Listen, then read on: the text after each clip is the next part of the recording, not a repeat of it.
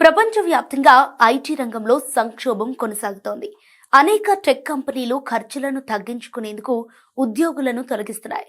తాజా నివేదిక ప్రకారం ఈ ఏడాది మొదటి 3 నెలల్లోనే సుమారు 80,000 మంది ఐటీ ఉద్యోగులు తమ ఉద్యోగాలను కోల్పోయారు.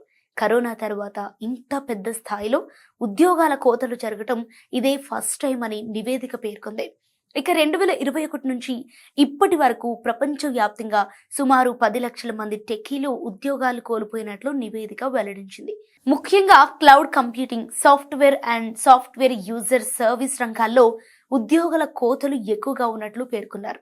మొత్తం లేఆఫ్స్ లో అమెరికాలోనే సుమారు 77% ఉద్యోగులు తొలగించబడినట్లు సమాచారం. కంపెనీల పరంగా చూస్తే ఒరాకిల్ 26,000 మంది, అమెజాన్ 16,000 మంది, మెటా 2,400 మంది ఉద్యోగులను తొలగించాయి.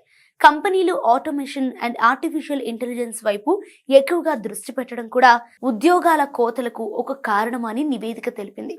అయితే ఈ తొలగింపులు పూర్తిగా ఆటోమేషన్ వల్ల మాత్రమే కాకుండా భవిష్యత్తులో ఖర్చులను తగ్గించుకునేందుకు కంపెనీలు ముందుగానే తీసుకున్న నిర్ణయాల ఫలితమని వెల్లడించింది.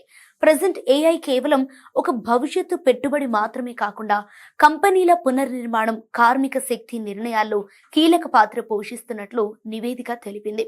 కంపెనీలు ఇప్పుడు తక్కువ మందితో ఎక్కువ పని అనే సూత్రాన్ని పాటిస్తున్నాయి. పునరావృత పనుల కోసం మానవ వనరుల కంటే ఏఐ ఏజెంట్లను వాడటం వల్ల చాలా ఉద్యోగాలు కనుమరుగవుతున్నాయి.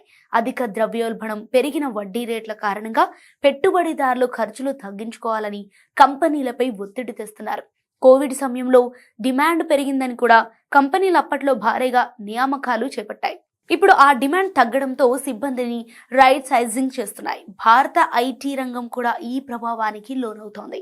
ఇక్కడ పరిస్థితి గతంలోలా నేరుగా కాకుండా కొంచెం భిన్నంగా ఉంది. బహిరంగంగా లేఆఫ్స్ ప్రకటించకుండా పనితీరు లోపం లేదా ప్రాజెక్టుల మార్పు పేరుతో ఉద్యోగులను రాజీనామా చేయమని కోరుతున్నాయి.